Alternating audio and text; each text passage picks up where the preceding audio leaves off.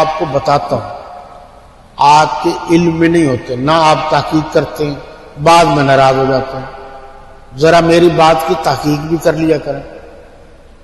اب ایک اور مولوی صاحب، میں نے یہاں بڑا عرصہ پہلے یہ جو ہے خیر سے طارق جمیل نامی مولوی، اس کے خلاف میں نے بات کی تھی، اور آپ کو یاد ہوگا میں نے اس بنیاد پر کی تھی جب اس نے صحابہ کرام کے خلاف بات کی تھی۔ ہمارا کوئی ذاتی مسئلہ نہ تھا نہ ہے۔ اس میں سے بھی دو باتیں خاص کر کہ جب اس نے یہ بات کی کہ جو شخص صحابہ کرام پر سب و شتم کرتا ہے، میرا دل نہیں کہتا ایسے لوگوں کو کافر نہیں کہنا چاہیے۔ ذہن میں رکھی بات، میں خلاصہ دوں، میں نے کہا تھا میرا باپ بھی صحابہ کے خلاف بات کرے گا تو میں اسے کافر کہوں گا۔ میرے پاس دلیل یہ ہے کہ جب قرآن نے، اللہ نے صحابہ کی تعریف کی ہے، تو اب اگر کوئی شخص حضور کے صحابہ پر تنقید کرتا ہے تو وہ قرآن کی خلاف ورزی کرتا ہے، تو ایسا شخص مسلمان نہیں ہو سکتا۔ نمبر 2، اس نے مولا کے لفظ، یہ 18 ذوالحجہ کو وہ عید آ رہی ہے جو وہ مناتے ہیں رافضی، ہاں آپ کو پتہ چل جائے گا، میں کوشش کروں گا آپ کو بتاؤں گا، بہت سارے لوگوں کو بتاتا رہتا ہوں۔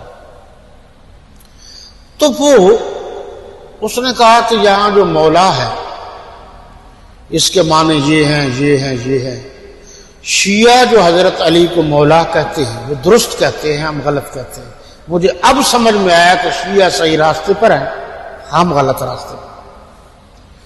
ایک نمبر 3، اس نے ایک کتاب لکھی ہے گلدستہ اہل بیت۔ اب آپ کو توجہ نہیں دیتے، نہ آپ کو پتہ ہوتا ہے، نہ آپ کتاب لیتے ہیں۔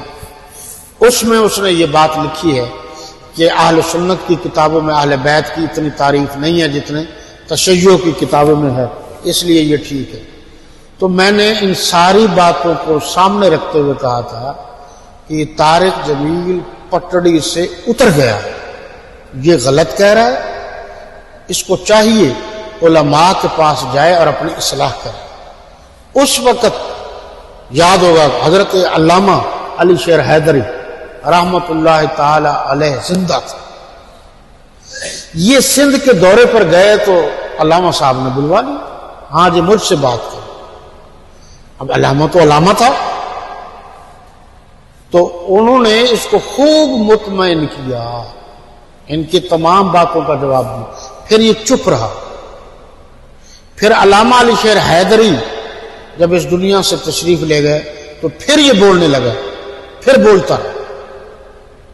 اچھا، اور بھی کہ دیکھو اسلام کا جو حکم ہے خدا کے لیے اس کو پر غور کرو نا، کہ کیا ایک جوان بچی جو اس کی اپنی بچی ہو اور لوگوں کے سامنے کیا وہ اپنی بچی کو پیار کر سکتا ہے؟ ایک بات شریعت اسلام میں، تو طارق جمیل کہاں سے اسلام لے آیا ہے جو مہک مل سے پیار کرتا ہے، جفیاں ڈال رہا ہے سب کے سامنے،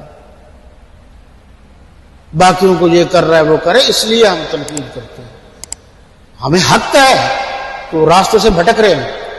خیر، میں تو ایک عرصے سے باتیں کر رہا ہوں، مجھ سے بہت سارے لوگ ناراض بھی ہو گئے، ہونے دو، جو بات سچ ہے وہ کہنی ہے، اللہ ہم سے جھوٹ نہ کہلوائے، یعنی ایسی بات نہ ہو جو الزام ہو، سچ سچ۔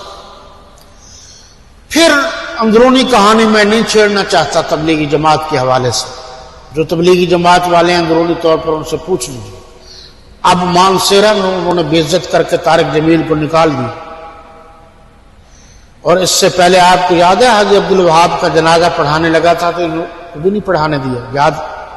اس دور سے کام شروع ہو گیا تھا کہ ان کو تبلیغ کرنے کی، یعنی اس تبلیغ کے سٹیج پر آنے کی اجازت نہیں تھی۔ یہ چلتا رہا سلسلہ اندرونی طور پر، میرے علم میں تھا۔ اب کیا مانسیرا میں 2 دن پہلے چلا گیا ایم پی اے کے پاس، ایم کے پاس، اور پھر جایا تو جماعت والا نے اس کو سٹیج سے اتار دیا، نہیں آنے دیا۔ مختلف قسمیں ہوتی ہیں بات کرنے کے۔ میرا موقف یہ ہے کہ میں نے اپنے اس مائنڈ سے، دماغ سے سوچا ہے، غور کیا ہے، چیک کیا ہے، جس نے بھی حضور کے صحابہ کی توہین کی ہے، یا توہین کرنے والوں کو یوں گلے ملا ہے، بس اس کا زوال شروع۔ ہم نے اس کا زوال دیکھا ہے، اس لیے میں طارق جمیل یا طارق جمیل جیسے مولوی جو صحابہ کرام پر سب و شتم کرنے والوں کے خلاف نہیں بلکہ سب و شتم کرنے والوں کو جفیاں ڈالتے ہیں، پیار کرتے ہیں، ایسے لوگوں کو ہم اچھا نہیں سمجھتے۔ یہ لوگ برے ہیں، یہ نیم رافضی ہیں۔